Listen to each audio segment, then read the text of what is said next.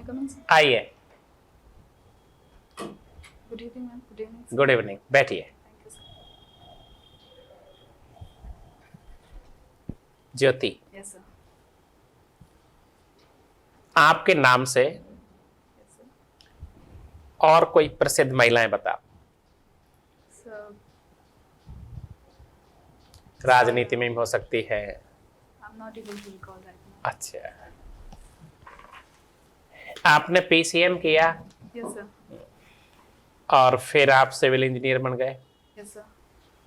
Civil engineering तो बहुत अच्छी होती है, फिर आपने उसे छोड़ करके आरएस का जो मन बनाया, Yes, sir. ये निर्णय आपका है या फिर ये निर्णय परिवार का है?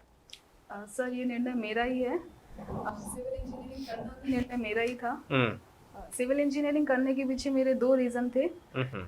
सबसे पहला रीज़न यही था कि मैंने पीसीएम लिया था और मैथ्स में मेरा इंटरेस्ट था और engineering as a career option अच्छा माना जाता है।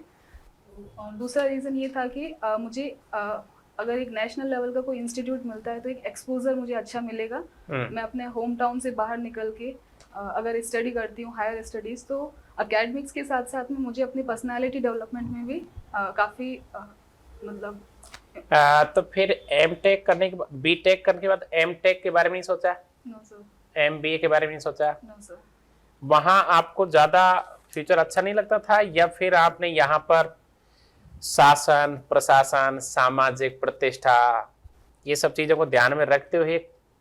यस सर, ये रीज़न रहे हैं। है तो चलो मैं आपसे सवाल करता हूँ कि आप इंजीनियर को छोड़ करके, आप मेरिट है, यस सर।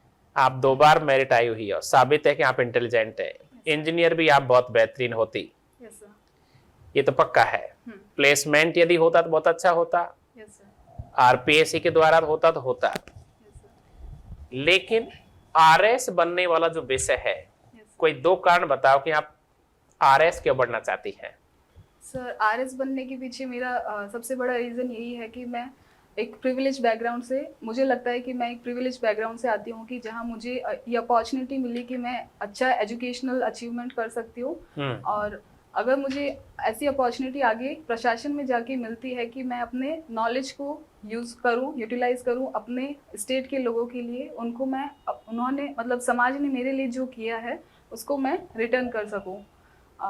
और दूसरा ये कि ग्राउंड लेवल पे मुझे लोगों से जुड़ के काम करने का मौका मिलेगा। आपकी तरक्की होने के बाद Yes, sir. आपने बहुत अच्छा अपना जीवन जिया, यार वापस आप समाज को देना चाहते हो, उसको क्या बोलते हैं?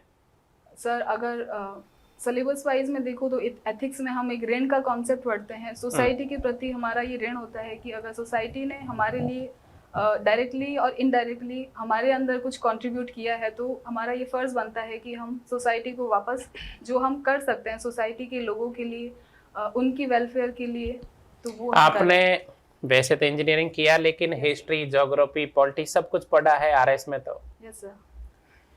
मारवाड़ और मेवाड़ यस की सर। एक सीमा रेखा होती है, यस सर। कौन सा ऐसा दुर्ग है जो सीमा रेखा कहलाता है? सॉरी सर, अभी मैं रिकॉल नहीं कर अच्छा, आपने कुंभलगढ़ का नाम सुना है? Yes sir. मारवाड़ में कौन कौन सी बड़ी नदियां बहती है? मारवाड़ में सब, मारवाड़ में सबसे बड़ी नदी तो लूनी नदी, उसकी सहायक नदियों में एक जोजरी नदी। जोधपुर नीलकंठी में नदी। पानी की व्यवस्था कहाँ से होती है? आप पानी कहाँ से पीते हो? सर हमारे एरिया में कायलाना झील से कायलाना वाटर झील। सप्लाई का सिस्टम है। कायलाना झील में पानी कहाँ से आता है? सर पहाड़ों से या फिर मरुस्थल एरिया से? सब पहाड़ों से ही, आई थिंक पहाड़ों से ही है। मारवाड़ में राठौड़ों का राज रहा है। Yes sir. अब बीकाजी ने बीकानेर बसाया यस सर। और कहते हैं कि करणी माता का आशीर्वाद से हुआ था। Yes sir. करणी माता कभी आपका जाने का मौका मिला है आपको? जो बीकानेर में देशनो, नो सर, मुझे कभी। लेकिन ये तो सुना है नहीं कि वहां चूहे होते हैं? यस सर, हाँ सुना है। तो वो सफेद चूहा जो है, उस Yes, sir. सफेद चूहा की खास विशेषता क्या है?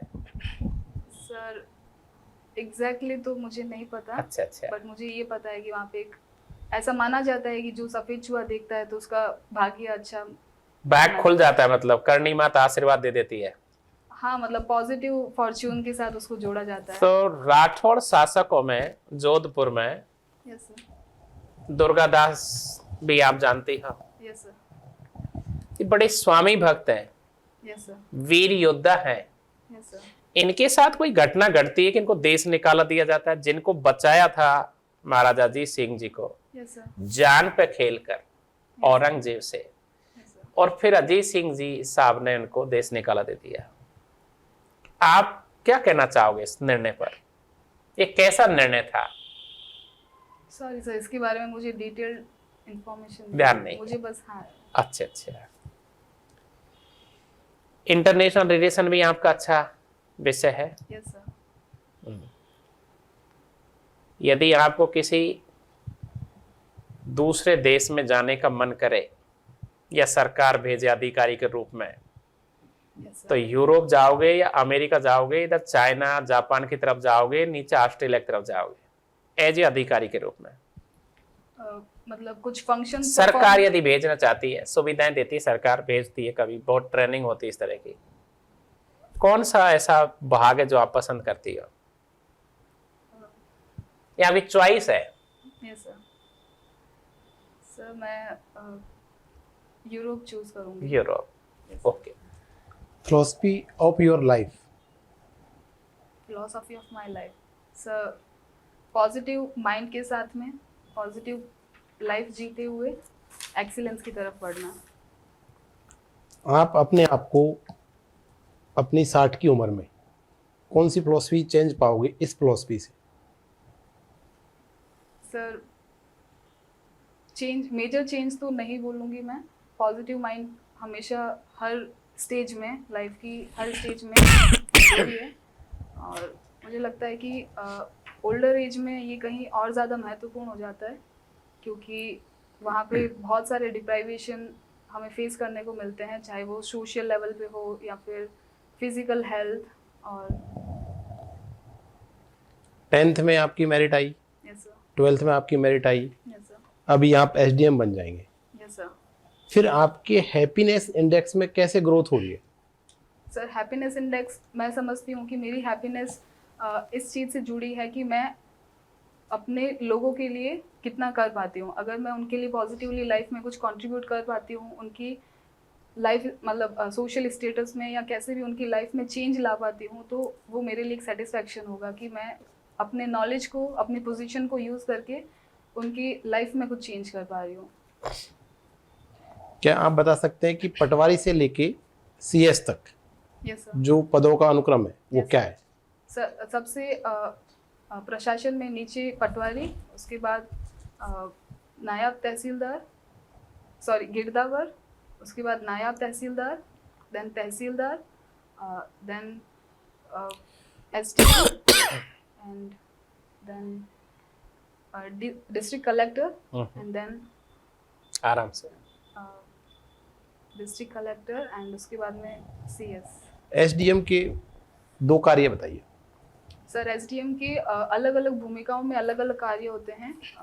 जैसे भू राजस्व अधिकारी के रूप में उनका कार्य रेवेन्यू कलेक्शन और इनसे जुड़ा हुआ है, और दूसरा इलेक्शन अगर कंडक्ट होते हैं तो उस इलेक्शन का ओवरव्यू और उन सब से रिलेटेड जो ड्यूटीज़ होती है वो। Thank you. आपने सिविल इंजीनियरिंग में बीटेक किया हुआ है। Yes sir. पीसा की मीनार के बारे में सुना था क्या? सर सुना है मैंने, ये सुना। 7 वंडर्स में से एक है। हाँ, तो वो माना जाता है कि 90 डिग्री पे नहीं है बल्कि उससे झुकी हुई है। Yes sir. तो क्या रीजन है कि वो गिरती नहीं है? Sorry sir. अच्छा, मान लीजिए कोई बिल्डिंग है, ठीक है, आप उसका पिलर बना रही हैं, तो अगर मान लीजिए वो पिलर 90 डिग्री से थोड़ा वेरिएट कर जाता है, कितने डिग्री तक अगर वेरिएट कर जाएगा वो पिलर, तो वो गिरेगा नहीं।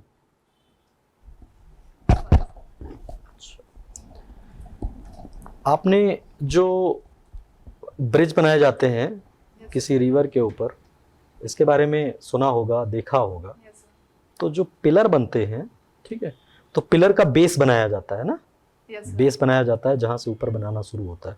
आप बता सकती हैं कि क्या क्राइटेरिया होती है कि कितने नीचे तक पिलर ले जाया जाएगा, उसका बेस कहाँ बनाया जाएगा?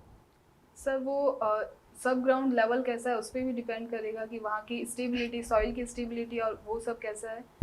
नीचे जो सब स्ट्रक्चर जैसे रॉकी स्ट्रक्चर है या फिर जो सॉइल की कैटेगरी है वो किस टाइप की है, अगर क्ले सॉइल और ऐसा कुछ हो जो अनस्टेबल मानी जाती है स्ट्रक्चर की स्टेबिलिटी के लिए, तो उसमें और डीपर जाने की ज़रूरत होती है। तो मेनली सब स्ट्रेटा की स्टेबिलिटी पे डिपेंड करता है। अच्छा, जैसे ये रूम है इतना बड़ा है, ठीक है, इसमें अगर बीच में कोई बीम या कोई पिलर नहीं दिया हुआ है तो इसको कैसे डिसाइड करती हैं आपकी यहाँ, एक सिविल इंजीनियर कैसे डिसाइड करेगा कि कितनी दूर पे बीम देनी चाहिए और कितनी दूर पे पिलर देना चाहिए? सर ये लोड फैक्टर से कैलकुलेट होते हैं कि मतलब रूफ पे कितना लोड पड़ रहा है, तो उसको डिस्ट्रीब्यूट करने के लिए पिलर्स अलग अलग उनकी काउंटिंग होती है कि पर्टिकुलर, सर इसके लिए कुछ फॉर्मूलाज होते हैं जो लोड मतलब बेसिकली लोड को कैलकुलेट करके फिर डिस्ट्रीब्यूट करने के लिए कितने पिलर्स रिक्वायर्ड है उसके हिसाब से। मान लीजिए जो आपके यहाँ राजस्थान में जो रेगिस्तानी क्षेत्र है, ठीक है, वहां पे कोई डैम बनाना है, यस सर। कोई डैम बनाना है और डैम ज्यादातर नेचुरल हो यस सर। और वो रेगिस्तानी क्षेत्र है, तो वहां पे क्या प्रोसेस अपनाया जा सकता है?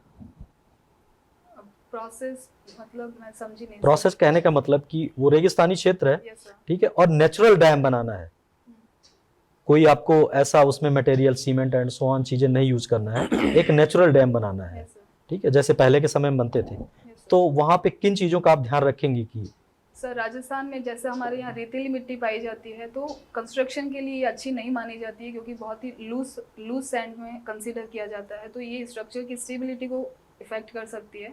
तो हम यहाँ पे काफ़ी सारी जियो इंजीनियरिंग टेक्निक्स होती है जिससे हम सॉइल स्टेबलाइज कर सकते हैं, और काफ़ी सारे जियो टेक्सटाइल्स आते हैं तो वो उसकी स्टेबिलिटी में हेल्प कर सकते हैं, और मेनली सॉइल की उसके ऊपर ध्यान देना होगा। ठीक। ज्योति, आजकल घरेलू महिलाओं में Yes, ये डिप्रेशन इंक्रीज हो रहा है, यस मैम। इसके पीछे कारण क्या है? मैम मुझे लगता है कि डिप्रेशन वर्ड पहले से भी था, लेकिन अभी मेंटल हेल्थ को लेके बहुत ज़्यादा अवेयरनेस क्रिएट की गई है, तो अब इस चीज़ की खुल के बात की जाने लगी है। और कोविड के बाद में ये टॉपिक बहुत ज़्यादा, मेंटल हेल्थ जब हम घर की चार दीवारी में सीमित है तो और ज़्यादा इसको फोकस किया जा रहा है। नहीं तो क्या कारण है कि घरेलू महिलाओं में ये ज्यादा बढ़ रहा है इन कंपैरिजन ऑफ जो वर्किंग वुमेन्स है? I am asking this to you. Ma'am मुझे लगता है कि सबसे इम्पॉर्टेंट फैक्टर इसमें यही है कि अगर एक वुमन को घर में सीमित कर दिया जाता है तो उसको अपनी क्रिएटिविटी एक्सप्रेस करने का मौका नहीं मिलता है। उसकी जो एबिलिटीज़ है, उसका एजुकेशनल क्वालिफिकेशन कुछ भी हो सकता है, तो वो उसको यूटिलाइज नहीं कर पा रही है। तो कहीं do you feel like to doing a job और coming out is the only option? No ma'am, For a मुझे ऐसा woman? नहीं लगता है, क्योंकि आज हम एक टेक्नोलॉजी के टाइम में जी रहे हैं, तो टेक्नोलॉजी के थ्रू हम बहुत सारे ऐसे एरियाज एक्सप्लोर कर सकते हैं घर पे रहकर, चाहे वो फ्रीलांसिंग हो सकती है, अगर कोई एजुकेशन में अच्छा है तो वो कंटेंट क्रिएशन और उस चीज़ में जा सकता है एजुकेशन की फील्ड में, और अगर कोई If you are a speaker in a seminar Yes, for ma'am. women, especially Yes, for ma'am. if it is organizing for a woman club, then what will you give them? What kind of suggestion you want to give them for getting rid of all these things?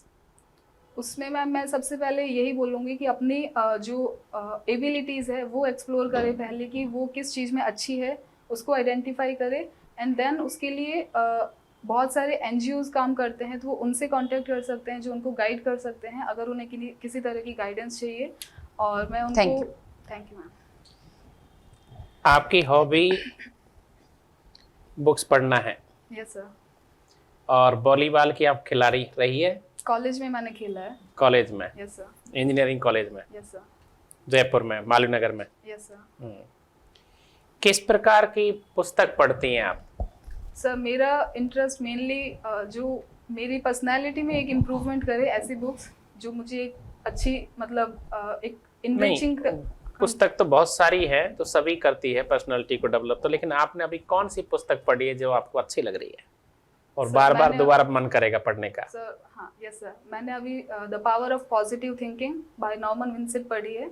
तो उसमें एक किस तरह से हम अपनी personality को एक पॉजिटिव माइंड के साथ में बहुत अच्छा बना सकते हैं, और छोटी छोटी चीजें होती है जिनको हम अपनी ये जो लाइफ में उतारें। पुस्तक हैं इस तरह की जो पढ़ते हैं सभी स्टूडेंट, यस सर। भारत में कम लिखी जाती है ऐसी पुस्तकें? नहीं सर, मुझे ऐसा नहीं लगता है। भारत में भी हर टॉपिक पे उतनी ही बुक्स लिखी जाती है, बट आपने जो पढ़ा ये भारत के लेखक हैं या बाहर का है? ये सर बाहर के, अमेरिका के हैं। हम्म, पर सर ये बुक भारत के लोग best बताइए seller- जिन्होंने ऐसा किताबें लिखी है, और इंजीनियर, आईआईटी के बच्चे, मेडिकल के पढ़ते हैं, आज का यूथ पढ़ना चाहता है, कौन है ऐसा? सर अभी करंट का मुझे मैंने एक और बुक पढ़ी है, the White Tiger by Arvind Adiga. वो सोशल इश्यूज पे लिखते हैं। उनकी बुक जो आज के परिप्रेक्ष्य को देखते हुए वो रियलिटी बताते हैं कि जैसे वाइट टाइगर में उन्होंने ये बताया है कि किस तरीके से हमारे समाज में नहीं, दो- मेरा सवाल दूसरा था। मैं जो बता रहा हूँ कि Yes, sir. ज्यादातर मोटिवेशन वाली किताब, जीवन प्रबंध वाली किताब, जीवन में तरक्की होनी चाहिए, इस तरह की किताब जो जिन्हें यूथ पढ़ता है, हम्म, यूरोपियन, अमेरिका, बाहर वालों ने ज्यादा लिखी है, yes, sir. भारत वाले क्यों नहीं लिख पा रहे? नहीं सर, जैसे स्वामी विवेकानंद जी है, वो हमारे लिए इंस्पिरेशन है। और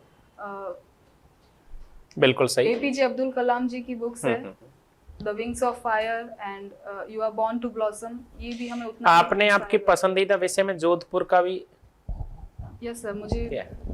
विषय मतलब हाँ, इस टॉपिक में मुझे बस लास्ट सवाल, यस सर, जोधपुर और जयपुर यस सर। दोनों के बीच में एक अंतर बताओ, क्या देखने को मिलता है आपको? अंतर सर मुझे ऐसा लगता है कि जोधपुर जयपुर बीइंग कैपिटल, ये थोड़ा जैसे इसका इंफ्रास्ट्रक्चर जोधपुर से काफ़ी ज़्यादा एडवांस्ड है। चलिए एक और पूछूंगा मैं आपको भी। ज्यादातर हमारे जो लोक देवता हुए हैं यस सर, ये मारवाड़ से हैं, यस सर। कोई खास बात? सर पर्टिकुलर रीजन मुझे नहीं पता। अच्छा, भारत की पॉलिटिकल राजधानी जैसे दिल्ली है, यस सर, इकोनॉमिक अपन बम्बई को कहते हैं, एक कल्चर राजधानी और बोलते हैं भारत में, कल्चरल राजधानी। भारत की सांस्कृतिक राजधानी कहाँ है? सॉरी सर, मैं रिकॉल नहीं कर पा अच्छा, मारवाड़ को बताते हैं। रही। मारवाड़। आप जब मारवाड़ जाते हैं तो सर, वहां जोधपुर को राजस्थान का सांस्कृतिक कैपिटल बोला जाता है, तो मुझे इंडिया लेवल पे नहीं हाँ, पता था। Okay, thank you very much.